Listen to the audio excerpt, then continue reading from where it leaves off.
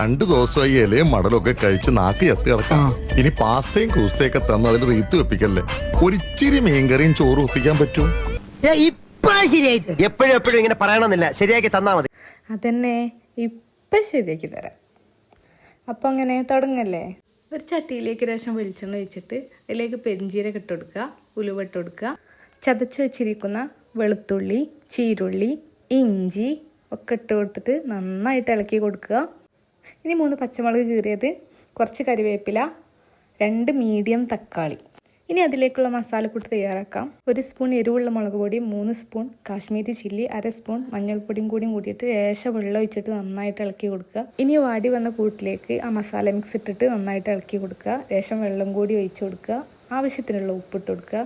കുതിർത്തി വെച്ചിരിക്കുന്ന കൊടുമ്പുളി ഇട്ട് കൊടുത്തു. ലേശം വെള്ളം ഒഴിച്ചു. ഇനി കഴുകി വെച്ചിരിക്കുന്ന മീൻ അതിലേക്ക് ഇട്ട് കൊടുക്കുകയാണ്. ഇനി അത് നന്നായിട്ട് ഇളക്കി കൊടുക്കുക. ഇനി ഞാൻ മീൻ വേകുന്നത് വരെ വെയിറ്റ് ചെയ്യാം. അപ്പോൾ ഇതാ നമ്മളെ മീൻ മുളകിട്ടത് അടിപൊളിയായി വെന്തിട്ടുണ്ട്. ഇനി ഇത് ഇങ്ങനെ അടച്ച് വെച്ചിട്ട് ഒരു 1/2 മണിക്കൂർ കഴിഞ്ഞിട്ട് തുറന്ന് നോക്കിയാൽ മതി. അപ്പോൾ തുറന്ന് നോക്കുമ്പോൾ ഇതുപോലെ ഇരിക്കും നമ്മളെ മുളക് കറി. അപ്പോൾ നേരത്തെ പറഞ്ഞ പോലെ ചോറിലേക്കൊക്കെ കൂട്ടി കഴിക്കാൻ പറ്റിയ അടിപൊളി മുളക് കറിയാണ്. എല്ലാവരും ട്രൈ ചെയ്ത് നോക്കുക. എല്ലാവർക്കും ഇഷ്ടമായ ലൈക്ക് ചെയ്യുക, ഷെയർ ചെയ്യുക, സബ്സ്ക്രൈബ് ചെയ്യുക. ബൈ.